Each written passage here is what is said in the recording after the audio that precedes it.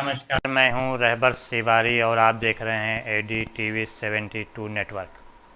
भारत की राजनीति में तेज़ी से बदलाव आ रहा है। संसद की परंपरा, संसद में होने वाले काम में भी तेज़ी के साथ बदलाव आना शुरू हो गया है। जो विपक्षी सांसद संसद में बैठकर लकीरें खींचा करते थे, अब उसको उन्होंने मिटाना शुरू कर दिया है। उनकी समझ में आ गया है कि संसद में बैठकर किसी भी मुद्दों को उठाकर जोश दिखाना, बेल में आकर शोर शराबा करना, नारेबाजी करना, कागज़ के टुकड़ों को फेंकना से काम चलने वाला अब नहीं है, क्योंकि सरकार जो सत्ता में बैठी हुई सरकार है, वो उनकी किसी भी बात को सुनने के लिए तैयार नहीं है। ऐसे में सिर्फ एक थिएटर के रूप में संसद का प्रयोग मौजूदा समय में किया जा रहा है। ऐसे संसद में अब विपक्षी, ख़ास तौर से जो छत्रप हैं, जो क्षेत्रीय दल के मजबूत छत्रप हैं, उनकी अब समझ में आ गया है कि अगर उनको अपने को बचाए रखना है, अपने वर्चस्व को बनाए रखना है, अपने अस्तित्व को बचाए रखना है, तो इसके लिए उन्हें किसी एक ऐसी राष्ट्रीय पार्टी के पीछे खड़ा होना पड़ेगा जो उनका नेतृत्व करे। पिछले लगभग एक महीने में जिस प्रकार से राहुल गांधी ने अपने को बदला है और अपने अंदर बदलाव लाए हैं, उससे ऐसा लगता है कि वो एक नेतृत्व करने के लिए खुद को तैयार कर रहे हैं। हालांकि पिछले दिनों तक वो कहते चले आ रहे थे कि वो नेतृत्व करना नहीं चाहते हैं, वो कांग्रेस के राष्ट्रीय अध्यक्ष पद पे भी नहीं रहना चाहते। लेकिन जिस प्रकार से उन्होंने खुद को बदला है, अभी जो संसद सत्र चला उसके दौरान उन्होंने जो खुद को बदला कि उनको ये पता लग गया कि संसद में खड़े होकर, संसद में बैठकर जोश दिखाने से, नाराज़गी दिखाने से, गुस्सा दिखाने से, बायकॉट करने से कोई लाभ मिलने वाला नहीं है। जो आम जन के मुद्दे हैं, जो आम नागरिकों के मुद्दे हैं, उन मुद्दों को लेकर किसी प्रकार का शोर शराबा करने से भी कोई लाभ मिलने वाला नहीं है। क्यों? वो इसलिए क्योंकि संसद मौजूदा समय में पिछले कुछ सालों के अंदर सिर्फ और सिर्फ एक थिएटर के रूप में बनकर रह गया, जहाँ पर सवाल भी सत्ता पक्ष के लोग करते हैं और जवाब भी सत्ता पक्ष के लोग ही देते हैं। विपक्षियों के ना तो सवाल सुने जाते हैं और ना उनको सुचारू रूप से उन्हें जवाब ही दिया जाता है। अगर कोई सवाल किया जाता है प्रश्नकाल के दौरान, जो प्रमुख मुद्दे होते हैं, उन मुद्दों को लेकर जो सवाल किया जाता है, उसका सिर्फ एक औपचारिकता के तौर पर लिखित जवाब ही दिया जाता है। उसके बारे में और कोई जानकारियां नहीं दी जाती हैं। इसको देखते हुए राहुल गांधी ने ख़ास तौर पर अपने में काफ़ी बदलाव किया और बदलाव लाते हुए उनको ये समझ में आ गया कि अब संसद में बैठकर किसी प्रकार का विरोध करने से कोई लाभ होने वाला नहीं है। देश की राजनीति में पहला बार ऐसा अवसर आया है कि अब संसद के बजाय सड़क पर पहुंचकर आम नागरिकों के मुद्दों को उठाया जा रहा है। चाहे वो जासूसी कांड हो, जासूसी कांड को लेकर जिस प्रकार से नारेबाजी किया गया संसद में बैठकर, और संसद में आवाज़ बुलंद किया गया कि इसको लेकर चर्चा किया जाए, और फिर उसके बाद बाहर भी, संसद के बाहर भी राहुल गांधी ने इसको एक राष्ट्रीय मुद्दा बनाने का प्रयास किया और राष्ट्रीय मुद्दा बनाकर इसको प्रस्तुत किया और सरकार पर सीधा दबाव डाला। और सिर्फ इतना ही नहीं, पहली बार राहुल गांधी किसी का नाम लेकर इस्तीफ़ा देने की मांग करते हुए नज़र आए। तो इससे ऐसा लगने लगा कि अब इन्होंने अपने अंदर काफ़ी बदलाव किया है, क्योंकि जो सत्ता है तो पूरी तरह से कारपोरेट का भी लाभ उठाने की बात कर रही है, आम मुद्दों से भटक गई है और आम नागरिकों की समस्याओं को सुनने का भी प्रयास संसद में नहीं किया जा रहा है। ख़ासतौर से सत्ता पक्ष बिल्कुल भी सुनने को तैयार नहीं है। ऐसे में जो छत्रप हैं, जो मजबूत छत्रप हैं, उनके सामने अपना अस्तित्व बनाए रखने की सबसे बड़ी चुनौती मौजूदा समय में सामने आ गई है। उनको लगने लगा है कि अगर वो एकजुट नहीं हुए, अगर उनको संसद को साधना है, अगर उन्हें भारतीय जनता पार्टी को साधना है, तो उसके लिए उनको किसी एक राष्ट्रीय पार्टी के पीछे खड़ा होना ही पड़ेगा। और उनको ये भी समझ में आने लगा है कि राहुल गांधी, जो कांग्रेस फिलहाल राष्ट्रीय पार्टी है ही है, लेकिन काफ़ी कमज़ोर हो चुकी है, जो जिसका कोई कुशल नेतृत्व न मिलने के चलते काफ़ी कमज़ोर अवस्था में आ चुकी है। ऐसे में अब कांग्रेस को उठाना भी ज़रूरी बन गया है, क्योंकि राष्ट्रीय पार्टी है और राष्ट्रीय पार्टी के रूप में उनको राहुल गांधी के रूप में एक नेता भी उनके पास मौजूद है। ऐसे में जिस तरह से संसद में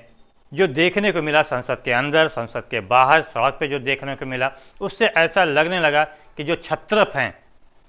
जो क्षेत्रीय दल के मजबूत छत्रप हैं, उन्होंने ये तय कर लिया है कि अब उनको किसी न किसी राष्ट्रीय पार्टी के पीछे आना ही पड़ेगा अपने अस्तित्व को बचाने के लिए। अगर उनको अपनी मौत से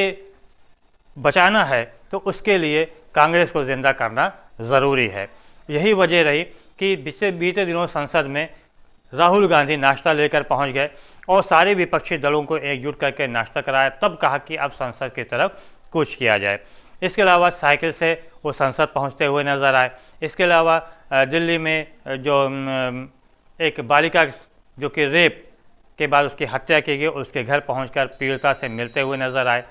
इसके अलावा दिल्ली के अलावा भी देश के अलग अलग स्थानों पर वो पहुँचे और पहुँचकर लोगों से के बीच पहुँचे और जो समस्याएं हैं उन समस्याओं को वहाँ पर रहकर उन्होंने उन मुद्दों को उठाया। आम नागरिकों के बीच में पहुँचकर उन्होंने मुद्दों को उठाया और उठा भी रहे हैं। पिछले 1 महीनों में जो चेहरा राहुल गांधी का नज़र आया, इससे ये साफ हो गया कि देश की अब तक की राजनीति, मतलब देश की आज़ादी 1950 के बाद से अब तक की जो राजनीति है, पहली बार ऐसी कंडीशन उत्पन्न हुई है, पहली बार ऐसा सामने आया कि बजाय संसद के सड़क पे होकर राजनीति की जा रही है। और सही भी है कि जब तक सड़क पे आकर राजनीति नहीं की जाएगी तब तक कि किसी का कुछ भला होने वाला नहीं है, क्योंकि जो सत्ता है, सत्ता पक्ष में बैठे हुए लोग हैं, वो सत्ता में बैठे पक्ष के लोग किसी भी बात को सुनने को तैयार भी नहीं है और किसी बात पे बहस करने को भी तैयार नहीं है। क्योंकि पिछले 3 अगस्त को जब संसद में सारे विपक्षी दल नारेबाजी कर रहे थे कि जासूसी कांड की उच्च स्तरीय जांच कराई जाए और उस पर चर्चा कराई जाए, ऐसे मौके पे जो सत्ता में बैठे हुए लोग थे उन्होंने कानों में अपने बंद करा था, रुई ठूस रखा था और आंखों पे काला पर्दा टांग रखा था ताकि उनको कुछ दिखे भी ना सुनाई दे और ना दिखाई दे। और यही वजह रही कि इस कांड के ऊपर उनकी मांग के ऊपर किसी प्रकार की कोई चर्चा भी नहीं की गई। इससे ये साफ तौर पर एक संदेश भी दिया गया कि विपक्षी काफ़ी कमज़ोर है और विपक्षियों में वो ताकत नहीं रह गई कि वो अपनी बातों को सरकार से मनवा सके या सत्ता पक्ष में बैठे हुए लोगों से मनवा सके। इसी विपक्ष को मजबूती के लिए अब सारे छत्रप में जोश है एक होने की, और इस जोश को लेकर सामने भी दिखाई पड़ा कि बीते दिनों पश्चिम बंगाल के मुख्यमंत्री ममता बनर्जी ने दिल्ली पहुंचकर न सिर्फ राहुल गांधी बल्कि सोनिया गांधी के साथ साथ कई अन्य बड़े नेताओं से, अलग अलग जो क्षेत्रीय दल हैं उनके नेताओं से भी उन्होंने बात किया और सबको एकजुट करने का उन्होंने एक प्रयास किया। अब उनका ये प्रयास कितना सार्थक होता है ये तो आने वाला समय ही बताएगा। इसके अलावा बात अगर उत्तर प्रदेश की किया जाए तो यहाँ भी चाहे वो समाजवादी पार्टी हो, चाहे भारतीय समाज पार्टी हो, ये इसके अलावा और भी जितनी भी क्षेत्रीय पार्टियां हैं बहुजन समाज पार्टी को छोड़कर, उनके भी सामने ये एक समस्या खड़ी है, एक चुनौती खड़ी है कि वो अपने अस्तित्व को बचाएं और उस अपने अस्तित्व को बचाने के लिए उनको जिंदा करना पड़ेगा राष्ट्रीय स्तर पर कांग्रेस को। ये चीज़ सभी क्षेत्रीय दलों के नेताओं को, सभी छत्रपों को, सभी मजबूत छत्रपों को ये समझ में आ भी चुका है कि हाँ, हमको अब ऐसा करना चाहिए अगर उन्हें अपना अस्तित्व बचाए रखना है। जब सारे छत्रप एक हो रहे हैं, उनमें ये जोश भी है कि अब हमको कुछ करना चाहिए, एक साथ हमको आना चाहिए, क्योंकि 2014 के चुनाव में भी देखा कि बिखरा हुआ था विपक्ष, 2019 के चुनाव में भी देखा कि बिखरा हुआ था विपक्ष, और इसी बिखरे हुए विपक्ष का सीधा लाभ भारतीय जनता पार्टी को मिली और दोबारा सत्ता में आई है। अब जबकि 2024 में एक बार फिर से चुनाव होने वाले हैं और उसकी रणनीति अभी से तैयार की जाने लगी है, शतरंज के बिसात पे गोटियां बिछाई जानी शुरू कर दी गई है। ऐसे में जो विपक्षी हैं उनके सामने एकजुट होने की बातें, एकजुट होने की चुनौतियां सामने आने लगी हैं और वो एकजुट होना शुरू भी कर दिया उन्होंने। और यही वजह है कि बीते 1 महीने में ये एकजुटता उनकी दिखाई पड़ी और वह एकजुट होकर राष्ट्रीय पार्टी कांग्रेस को आगे बढ़ाने का, उसको ज़िंदा करने का वो प्रयास कर रहे हैं। और उसके प्रयास के साथ साथ एक कुशल नेतृत्व राहुल गांधी के रूप में उभारने का प्रयास इस दौरान किया जा रहा है। राहुल गांधी भी अब शायद ऐसा लग रहा है कि उन्होंने भी ये तय कर लिया है कि अब वो नेतृत्व करने के लिए तैयार हैं और अपने को इसके लिए तैयार कर रहे हैं। और यही वजह है कि जिस मजबूती के साथ वो आम नागरिकों की, आम जनता की, देश की विभिन्न समस्याओं को लेकर अलग अलग स्थान से न सिर्फ विरोध कर रहे हैं बल्कि सरकार पर सीधा प्रहार भी कर रहे हैं। ऐसा पहली बार देखने को मिला है कि वो सीधा प्रहार करने के साथ साथ जो सत्ता में बैठे हुए लोग हैं उनसे नाम लेकर बाकायदा वो इस्तीफ़ा मांग रहे हैं। बहरहाल ये ऊँट किस करवट बदलता है, किस प्रकार से विपक्ष एक साथ आता है, किस प्रकार से वो संसद को साधता है, किस प्रकार से वो भारतीय जनता पार्टी को साधता है, ये तो आने वाला समय ही बताइएगा। तब तक कि आप इसको दृश्य देखिए, नज़ारा देखिए कि आखिर आने वाले समय में क्या होने वाला है। तो दोस्तों, अगर आपको हमारा ये वीडियो पसंद आया हो तो लाइक ज़रूर कीजिएगा, शेयर कीजिएगा, कमेंट कीजिएगा और जो लोग हमारे चैनल पर नए आए हैं वो सब्सक्राइब ज़रूर कीजिएगा ताकि आपको समय पर राष्ट्रीय अंतर्राष्ट्रीय खबरें मिलती रहें। शुक्रिया, धन्यवाद, जय हिंद, जय भारत।